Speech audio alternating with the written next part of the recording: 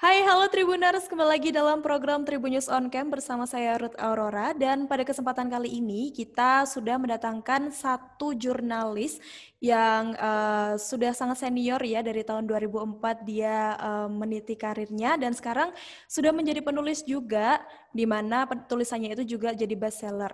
Dan kita sudah terhubung dengan Mbak Yana Trisnawati. Hai Mbak Yana. Halo, halo, apa Gimana kabar? kabarnya? Alhamdulillah baik. Alhamdulillah baik, saya juga baik. Eh, Iya, saya dengar Mbak Yana ini adalah seorang jurnalis dari Jakarta, asal Jakarta ya, dan sudah mulai meniti karirnya dari tahun 2004. Mungkin bisa diceritakan sedikit Mbak, bagaimana sih Mbak Yana bisa meniti karirnya hingga sekarang? Untuk di jurnalisnya ya, Mhm. ya kalau kebetulan memang ngambil jurusan untuk jurnalistik sih gitu. Jadi memang suka dunia menulis, memang dari kecil gitu. Jadi kemudian kuliah memang di jurusan jurnalis dan ya nyoba-nyoba gitu. Akhirnya awalnya sih dunia radio ya, baru ke dunia televisi, sekarang TV berita nasional gitu.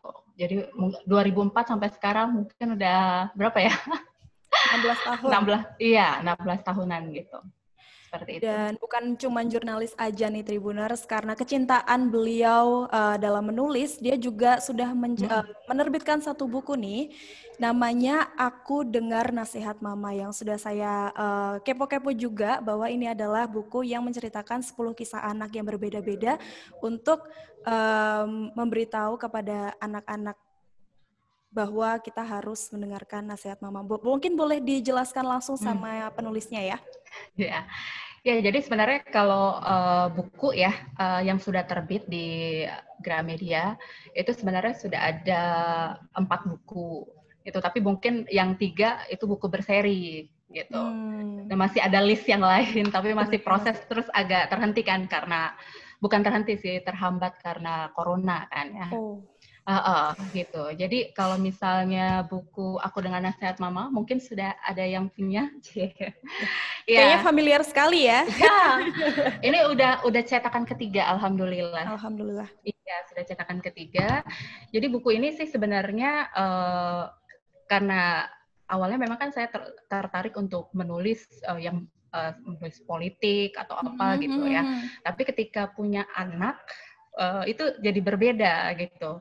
Jadi pas lagi punya anak, kadang kan kalau kita menasehati anak itu kan masuk kuping kanan, keluar kuping kiri. Ya benar kan Betul ya? banget. Ya, nah Saya juga jadi termasuk soalnya. ya termasuk mungkin saya waktu kecil juga Iya. seperti itu.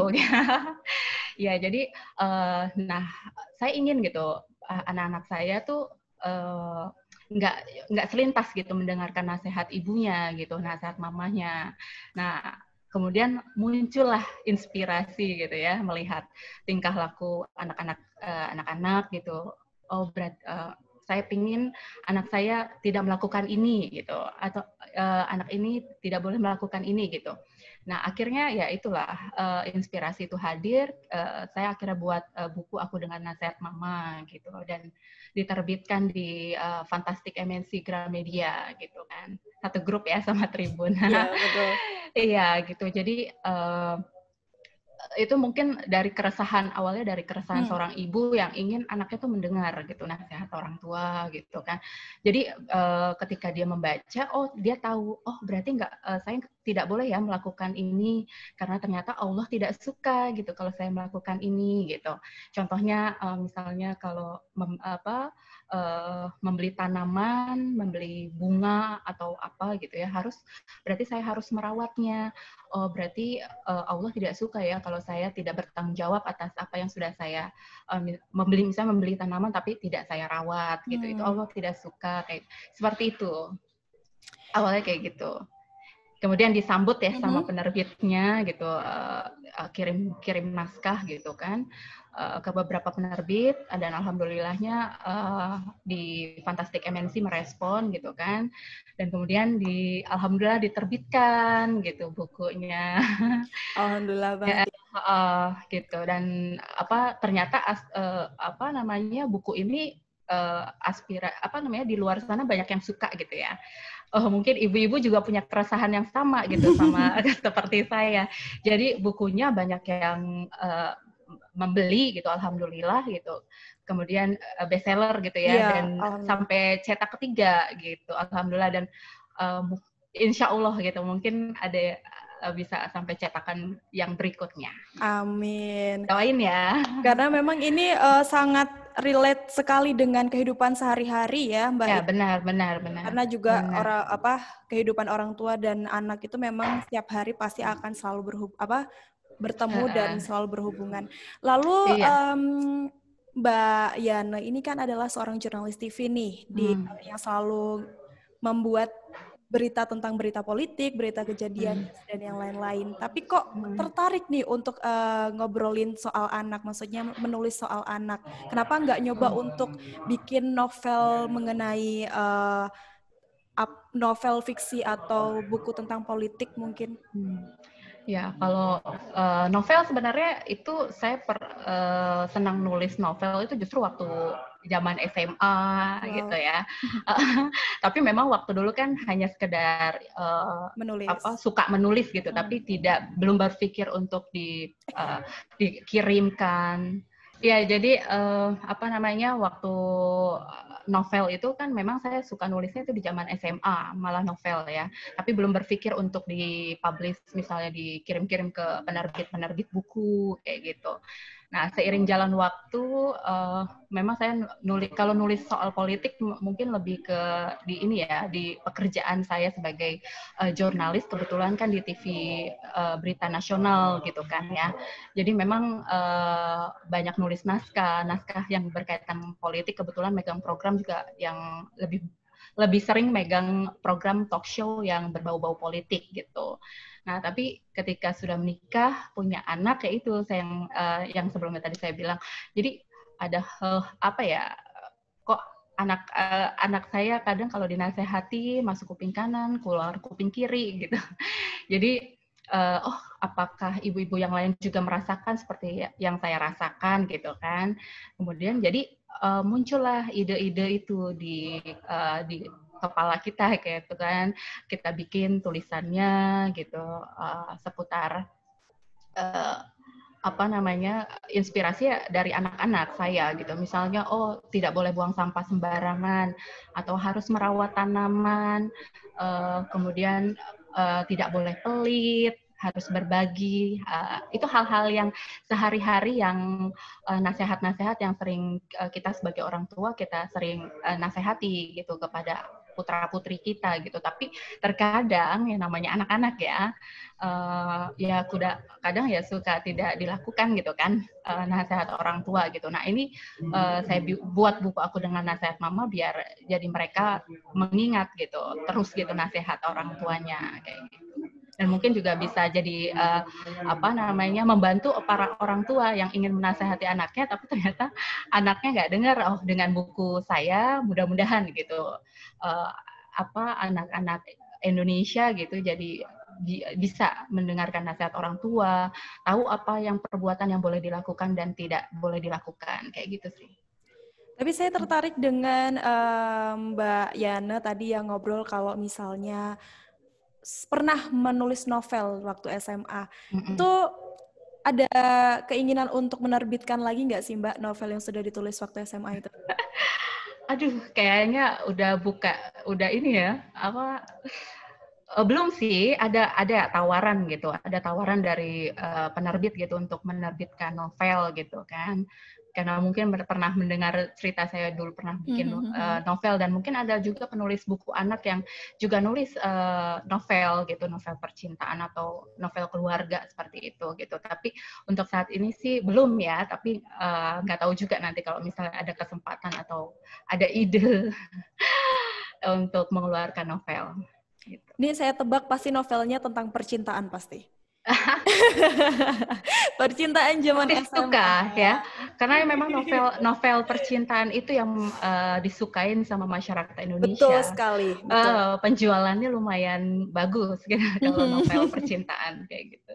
Bahkan bukan cuman di buku aja ya, di sinetron pun kalau udah percintaan pasti langsung menggelegar. Langsung boom. Iya, betul sekali. Terus perjalanan nih Mbak Yana dari seorang jurnalis menjadi seorang penulis. Kayaknya kan memang kalau jurnalis tuh terkadang memang tidak ada waktu luang untuk menulis ya, tapi gimana sih caranya Mbak Yana bisa sampai menjadi penulis hebat sampai sekarang? Bagi waktu sih ya memang yang agak sulit ya gitu, karena menulis itu inspirasi itu atau ide itu tidak misalnya kita udah di depan laptop ya atau di depan komputer, tapi belum tentu ide inspirasi itu ada gitu. Jadi bisa mungkin satu kata gitu nggak selesai gitu atau satu kalimat gitu. Tapi jadi mungkin saya punya list gitu. Jadi ketika ide ataupun inspirasi itu ada gitu ya, tapi kita belum punya belum sempat gitu untuk menulis gitu karena ada pekerjaan gitu kan, itu biasanya saya tulis dulu gitu biar nggak lupa gitu idenya ide atau inspirasi yang akan saya jadikan buku gitu kan. Nah baru mungkin setelah saya punya waktu luang biasanya sih malam. Jadi setelah pekerjaan selesai, kemudian anak-anak sudah tidur gitu kan, nah itu biasanya malam, tengah malam baru saya nulis gitu. Nulis. Nah, kalau tenang kan, suasana tenang, kemudian ide sudah ada gitu, itu biasanya akan lancar gitu menulisnya gitu sih. Jadi memang istilahnya kayak curi-curi waktu ya, tapi bisa Iya, iya. menghasilkan satu karya yang bahkan jadi bestseller. Luar biasa sekali pemirsa. Nah, mungkin aku punya cerita juga nih untuk Coba. yang buku Aku Dengar Nasihat Mamah ini gitu. Jadi nggak cuman pas malam aja gitu, pas tengah malam saya nulis buku.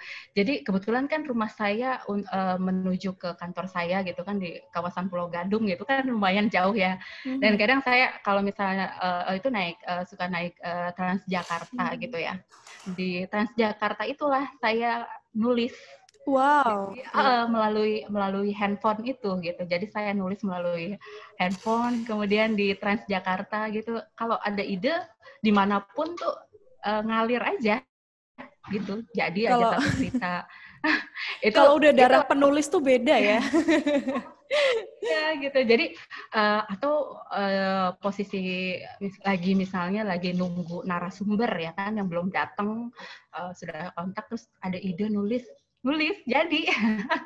Jadi ketika yang penting tuh ide itu ada, kemudian ada curi-curi waktu, ya alhamdulillah sih jadi tulisan gitu. Gitu sih. Lalu tadi saya juga sempat dengar bahwa inspirasi Mbak Yana untuk menulis ini adalah dari anak. Lalu adakah inspirasi-inspirasi lainnya selain anak itu sendiri, Mbak Yana? Jadi kebanyakan memang kan anak ya gitu, karena memang saya kan nulisnya memang seputar anak gitu. Jadi melihat kayak misalnya, ini si kakak nggak boleh kayak gini nih gitu.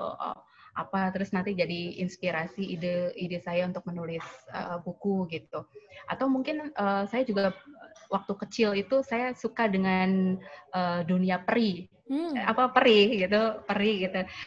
Kemudian pasti kan banyak juga ya anak-anak perempuan gitu yang suka gitu dengan peri gitu. Nah, saya berpikir bagaimana ya gitu biar walaupun dunia imajinasi gitu tapi mempunyai pesan gitu, tetap mempunyai pesan gitu buat anak-anak Indonesia gitu.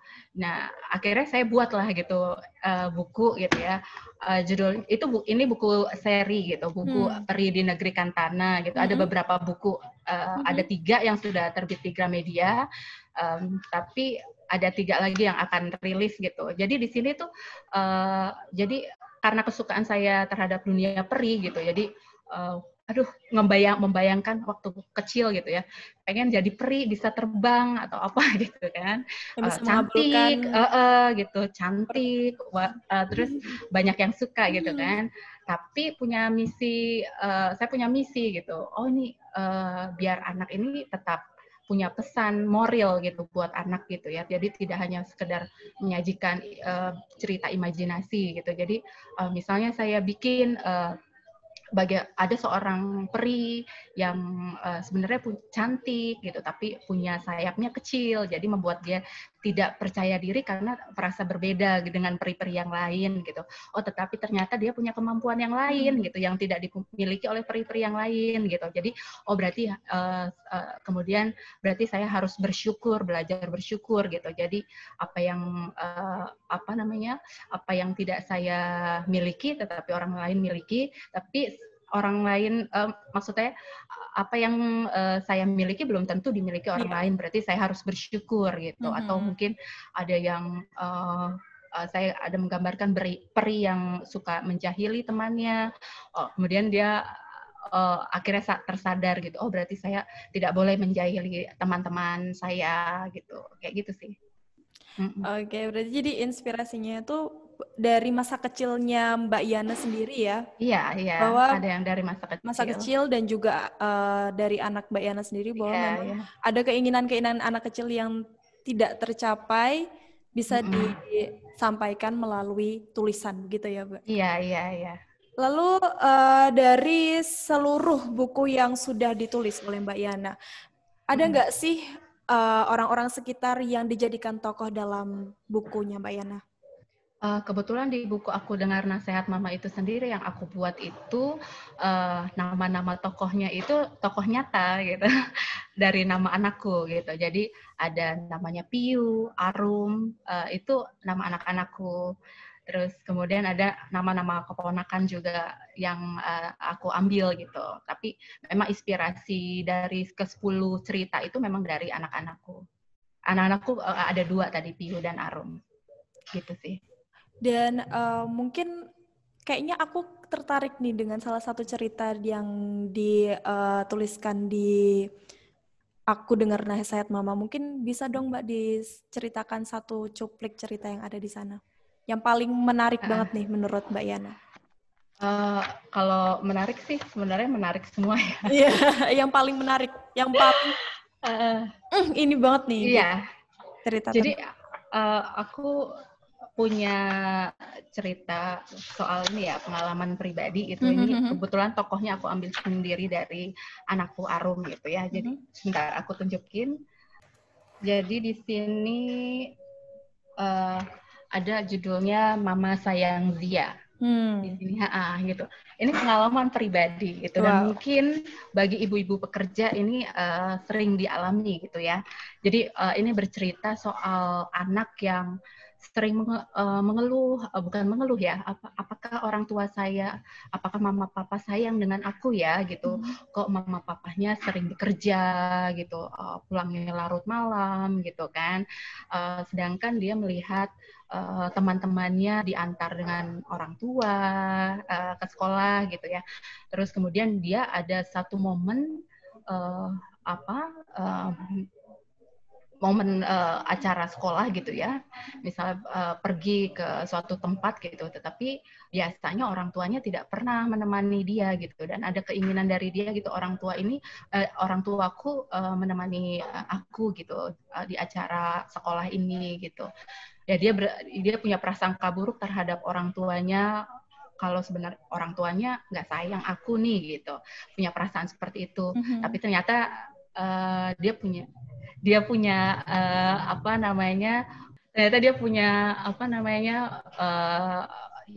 pikiran dia salah gitu. Ternyata memang kemudian dari nasihat mamahnya gitu, akhirnya dia menyadari kalau memang orang tuanya itu bekerja untuk mencari uang agar anaknya mendapatkan pendidikan yang lebih baik, mendapatkan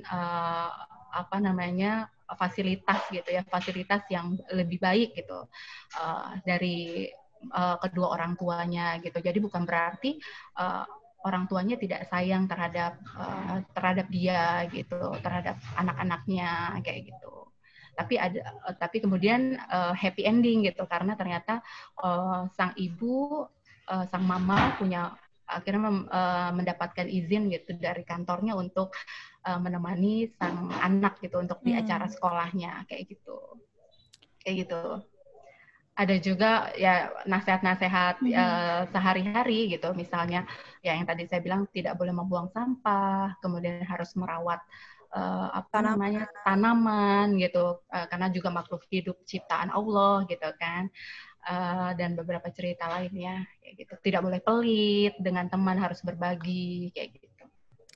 Lalu untuk proses pembuatan bukunya dengan berbagai gambar dan yang lain-lain, apakah Mbak Yana juga ikut campur atas pendesainannya dan yang lain-lain? Kalau untuk ilustrasi memang sudah di pihak penerbit ya, di MNC, Fantastic MNC Gramedia.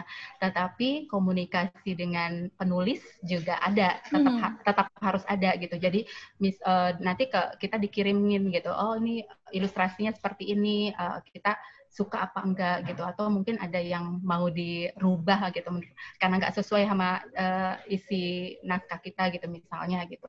Itu ada komunikasi seperti itu, jadi tetap ada penulis tetap ada andil di situ gitu, di ilustrasi.